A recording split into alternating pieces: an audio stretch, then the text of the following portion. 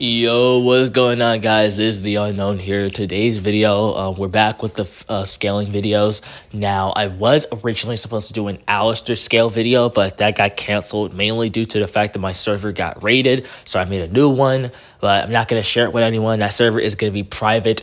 As of now, I will not answer DMs if a person is to ask me a question about inviting, because I got a lot of them and it's kind of annoying, but that's besides the point. So to compensate for that, I'll be doing another FNAF scale video, where today's video, due to my controversial recent takes, we will instead be doing the Mimic. The Mimic is basically the newest antagonist of the series, and it's just, well, the new big bag of the series, since, you know, Afton's dead in a coffin, Eleanor's trapped in the ball pit, Stitch Wraith is gone, Shadow Freddy is literally nowhere to be seen. So yeah, the Mimic is the new antagonist of the series. Now, I will not necessarily go into its lore for a full lecture, so I'll be linking Dako's video in the description below, or if you guys want, I can do the comments, but I'll just do the description. But in short, the Mimic is basically an AI program that was basically meant to copy the actions of others that it sees. It was originally intended to basically entertain a child, but that child died. The Mimic is then beaten and has agony into it and becomes insanely violent after that. After that, Fazbear Entertainment scoops it up and it becomes many different forms, as we are later going to see. Once again, I recommend you watch the Dako video, as that one will basically go in depth and cover everything that you need to know about the Mimic and, well, what the hell he represents. So, without that, we'll be getting into its forms. There's specifically 4 main states of the Mimic that basically exist right now within the franchise. The physical Mimic that we basically saw within the End of Ruin, the Glitchtrap entity that basically exists in the AR world and Help Wanted, Storyteller, etc., the Tiger Rock, which is a form that's somewhat before Glitchtrap, and then we have Burntrap, the hypothetical Glitchtrap form of when Glitchtrap gets into the physical world. Without that, let's begin. All right, so basically the physical Mimic, his first feats, which is basically within the Tales books, within the Mimic story, is that when the team is basically coming to collect, well, leftovers that Edwin had, the Mimic is actually revealed to have killed basically a bunch of its older workers. The first is Terrence, as he is completely crushed and formed into a doll and stuffed into the refrigerator. So basically, something that's gonna note is that the Mimic is an extremely violent animatronic. Its feats are, if anything, insanely violent, like way more violent than even the original cast, which is also going to be something ironic for what I'm going to say later on in the video. So keep this in mind. Its next feat was basically he basically takes a man and crushes him entirely. Here's the scans that basically goes into more detail about it. In the second one, the Mimic basically kills the other workers by taking a metal rod and piercing it through the man's chest and then hangs him. So yeah, that is very, very, very, very safe, am I right? Then he kills Harry, who is part of the 3 workers. He basically kills Glenn before he could even move, and Dominic states that what happened was so fast that it was faster than he could follow it. So basically, the Mimic is basically killing somebody in an instant that is way faster than a person can perceive it. This would basically immediately be a subsonic feat, which would be ironic because as of right now, the Mimic will have a whopping counter of 8 instances where he is committing subsonic feats. So he is consistently subsonic, as I'm going to go over. And then basically here's the description of a screenshot here from the book. And then basically he kills Dominic off by tearing his insides out. Now, basically, the next feat that we see him have is when the epilogue of the Tales books. In this, the Mimic is instructed by Jill to basically take take off the heads and limbs of the remaining endoskeletons in FNAF 6, and the Mimic does this action. So you can actually scale the Mimic kind of comparable to that of the original cast, as he can, well, dismantle them with complete ease. Although I'm not really impressed by this feat, since this is burnt remains of the FNAF 6 animatronic, so we don't know if it was fresh, but it wouldn't matter as his other feats later. He basically then, within a blur, tears off Jill's arms, and then proceeded to crush his body entirely into, well, nothingness. So he's already an insanely strong animatronic. Usually tearing off the limbs of a human is basically around the street level ranges, or around the wall level ranges, basically for dismemberment. But as we get down later, this becomes a common thing with the Mimic. Now, the next thing that basically the Mimic is that his footsteps could actually shake the ground, causing big minor-ish vibrations. So he has a really good supernatural presence basically on him. Now, the next feat he has is with the teens that get inside the FNAF 6 location. He then kills Hope by tearing her arms off faster than Hope could even process. Once again, subsonic. He then, within a fraction of the second, he basically tears off her arms, then tears off all her limbs in her body. This is once again as he's killing her, so he could basically tear you apart within an instant if he so pleases to. This is something that's going to be noted. The next thing that we basically have for his feats is that he's stated to be all-powerful and can snap a deadbolt. A deadbolt is basically literally just something that you use to obviously open a door, aka a door thing. So, yeah, not really an impressive feat. At worst, probably street level, but, you know, he has way more impressive feats as later on, so it doesn't really matter. His next feat is basically he yanked Jake from the vent so fast that he couldn't even make a scream. Once again, basically faster than the human type of perception on their facial expression, so basically subsonic once again. He then has another feat where he kills Kelly by completely crushing her entirely when he gets inside of the dog suit.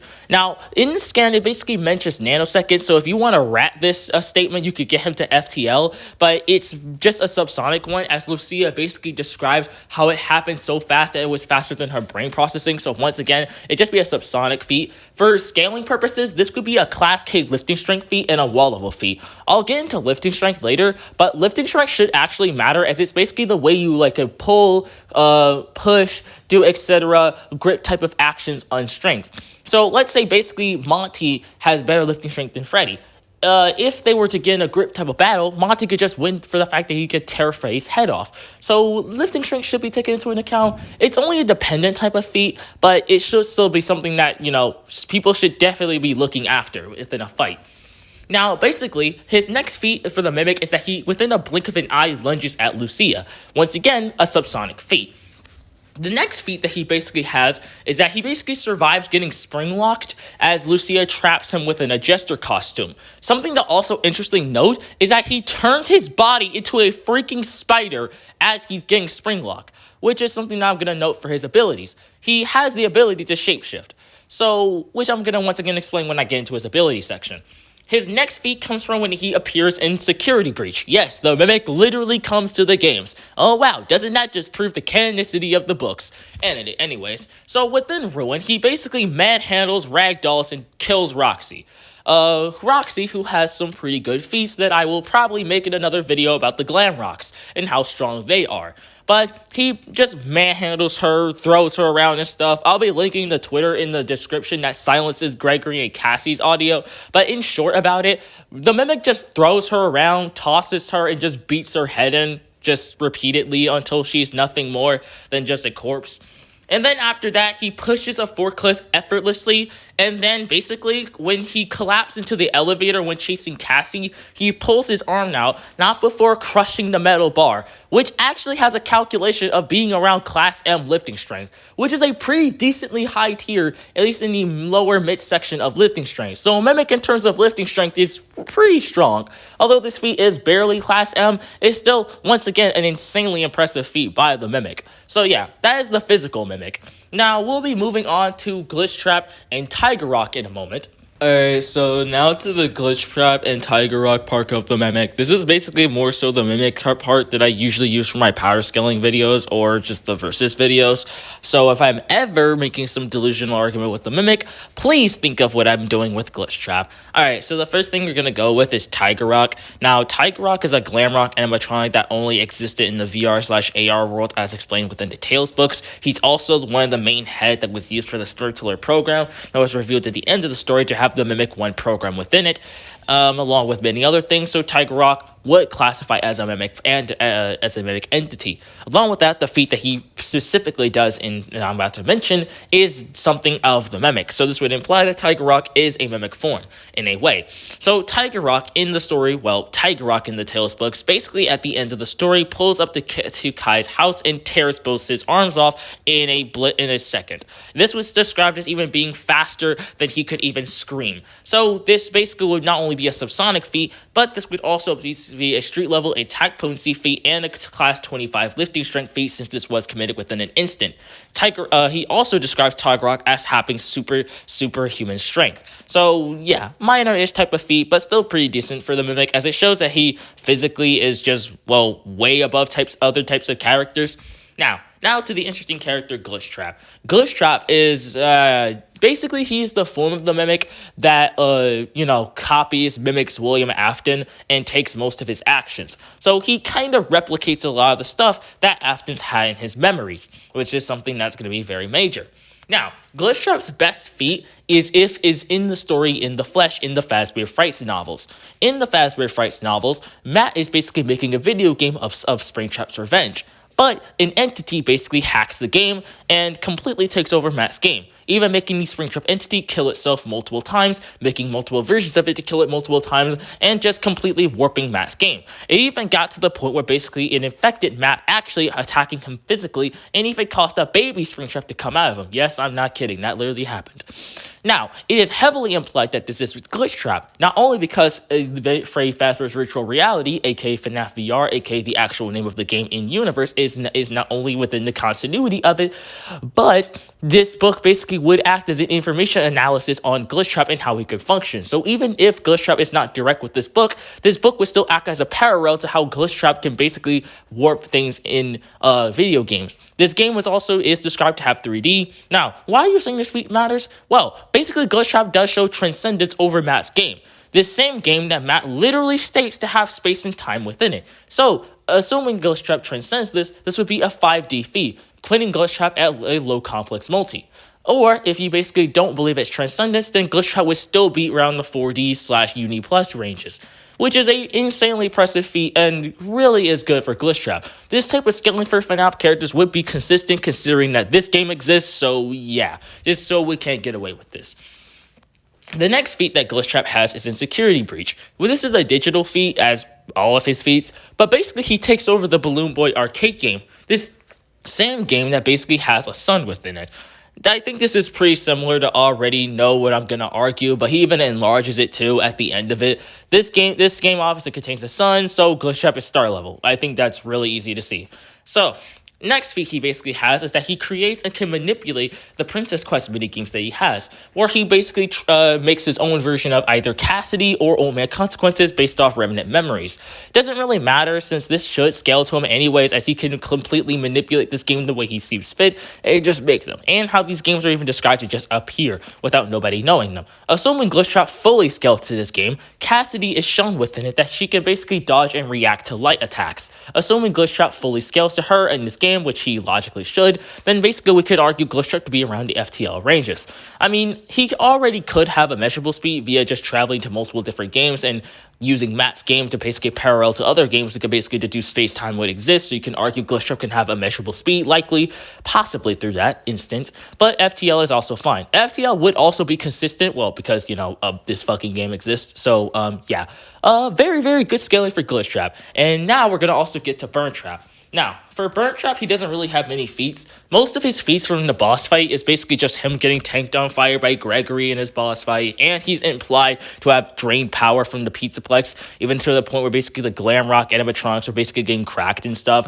At worst, this feat's like building level, assuming that it was in a quick succession of time, which it likely wasn't. This feat was attempted to be calced at, but the methods done were just mainly assumption-based and it just didn't necessarily work.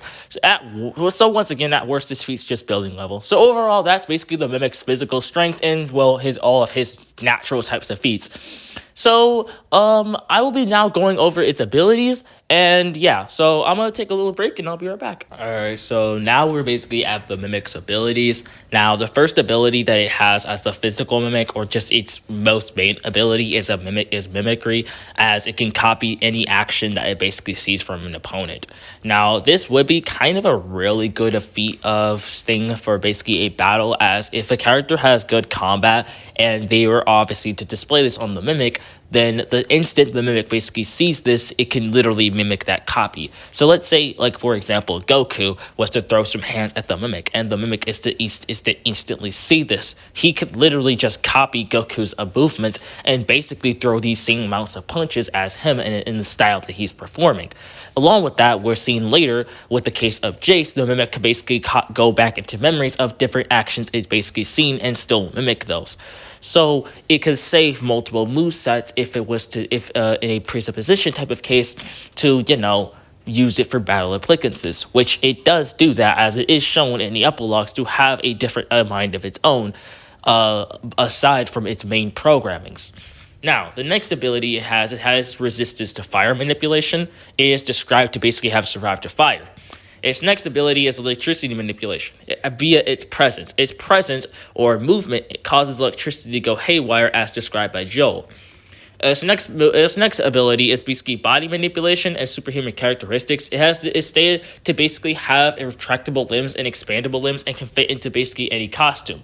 This would basically be kind of superhuman athleticism, since we obviously know the dangerous awareness of spring locks and how they work, as I described within my spring locks video, which is one of my first videos that you guys can check out. It basically has also voice mimicry. It basically uses the voice of a child to basically try to lure the teens within the epilogues too. It also basically has healing, possibly type 3 immortality, as the Mimic, as Lucia states from her readings on the Mimic's, log, how basically it can self-repair itself, which is also something that it should have with other Glamrocks as well, but I'll use that again. It should have type 2 immortality, as it's unfazed by getting its arm cut off.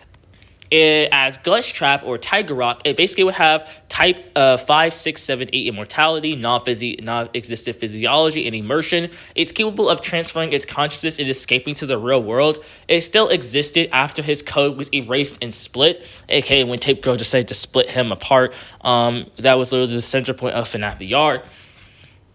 It also basically has data manipulation. It's able to influence the VR world, showing to warp the sun and sky during the Blue Boy minigame, and Security Breach showing to have manipulated the VR area to his liking in the Princess Quest. And it should also have voice mimicry, as Glitchtrap mimics Tape Girl's voice. As you can literally see, Tape Girl basically literally her first log is "Hello, can you hear me?" If you were to actually slow down Glitchtrap's voice, well, not slow down, but listen closely to his voice, you can actually also hear him say "Hello, can you hear me?" I'll just play a clip. Hello? Can you hear me?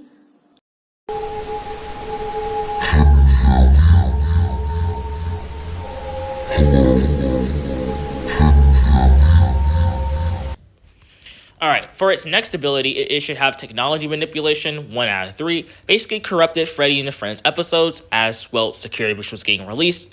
Should have technology manipulation. It made basically an elevator stop functioning. Should also have technology manipulation, corrupted the service in the 24-hour period, would never end.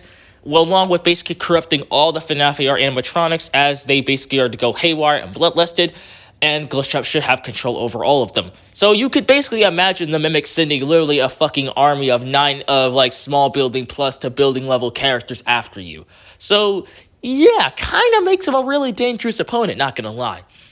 It also should have possession, as in the Monty Within story. It possesses Kane's body parts and causes him to kill himself with metal rollers. And it should also have madness manipulation. It is applied basically to have messed with Jeremy's mind, driving him almost literally insane. It basically should also have subjective reality. Its strongest is, which is one of its strongest hacks, is it grabs Kai's arm in the VR world, and it actually caused to Bruce to appear in the real world. So basically, it doesn't necessarily matter that Glitchtrap or Tiger Rock, etc. is in the VR world or digitally. He can still hurt you despite you being in the physical world, which is something that people should kind of take in note. Like, people try to use, Glitchtrap's just a VR thing, just break the headset. No, he can still hurt you. He can still deck you and all that type of stuff. So yeah, don't really get that stuff twisted. Even then, he could just, amp the physical Mimic, which he's part of, or just get his Burn Trap body, hypothetically, to still attack you. It should also have illusion creation. It basically made Kai hallucinate even when free of the VR world. It basically has shapeshifting, as Tiger Rock. It took the form of an owl, cat, and clock. It should have minor biological manipulation, attaches himself to Matt in the game, but then he get himself pregnant in the real world. He basically should also have reality warping and BFR. He basically added Pizza Pit to Pizza Party Place to the game and trapped the player, summons Chica from another game level, and multiple other characters from game levels as well. He should also have Glitchtrap should also have creation, light manipulation, power bestow, BFR, additional limbs, and non-physical interaction. He basically created shadow creatures to aid him. His creatures can shoot light projectiles, summons Grim Foxy to a new minigame alongside bringing in the maze, shown to have extra arms in his weird gooey form. His creatures could also affect Cassidy, who is a spiritual being. He should also have dimensional travel, capable of traveling to another game from game to game menus, and just infecting those games or doing whatever he wants to them. He should also have statistic amplification and duplication. He basically duplicates himself in the game and kills the older version of himself, each time getting faster and more skilled. So Glitchtrap basically can have an adaptance, as he can basically, the more he does something or the more he sees it, he basically could get adapted. Basically some Maharaga layers of shit, which is just, well, fucking broken if you ask me. He also basically should have passive superior adaptation and passive transcendence. This is once again coming from In the Flesh novel. I will be using the screenshots as follow as basically my reasonings as to why. He also basically, as I explained of taking over Matt's game, should have resistance or just direct manipulation of space-time and reality warping. He should also have reality warping and corruption via, once again, the Balloon Boy arcade game. He should also have non-existent physiology, basically for him like existing as a digital type of programming. He also should have a resistance to erasure, as Glitchtrap could be destroyed yet still could come back. We notice this is erasure due to the fact that the data code of a character is being erased, their life, existence, etc. is basically also being destroyed with that equivalence. So Glitchtrap would have a resistance to existence erasure or just erasure like Haxus. So yeah, overall, that is basically the Mimic. If you wanted to ask me about his scaling and how comparable he is to the FNAF cast, he's a definite high-tier character. I still think characters like Eleanor and the Marionette could beat the brakes off him if they so pleased to. And he also wouldn't really be touching the FNAF World cast as well, mainly just due to their insanely strong hexes and other lifting strength feats. But in terms of basically his scaling overall, the physical Mimic would basically be around the building levels and would basically, assuming that he's comparable to other characters, he will be subsonic. Oh, wait a minute, I forgot. We also have this calculation that exists from UCN. So we could at least assume that, like, comparable to, like, other characters, he would range between the subsonic areas to supersonic plus areas. But, I'm if on the calc, mainly just due to the consistency of it, but just, take it for granted if you want to. In terms of Glitchtrap scaling, though, Glitchtrap would basically be around the star level to 4D to 5D ranges, with having FTL layers to immeasurable speed feats. His hacks I've already listed out, and yeah. So once again, please subscribe if you want. We are almost at 1K subscribers, so please just thank you so much, guys, for the support on the channel and stuff. I want to promise, or at least attempt, to be a little bit more consistent with my uploads and just get more notifications. I am getting a job soon, as I got most of my birth certificate and licenses basically done. Not driver's license, sadly, but I will be working on that. So I am kind of moving off my life, moving up, in society and stuff. So uploads are probably gonna be not as good. Probably worse with the job stuff, as I'll get extremely exhausted. But once again, I'll try my best though. So yeah, without that, this is The Unknown, scaling the Mimic. See you guys later. Peace.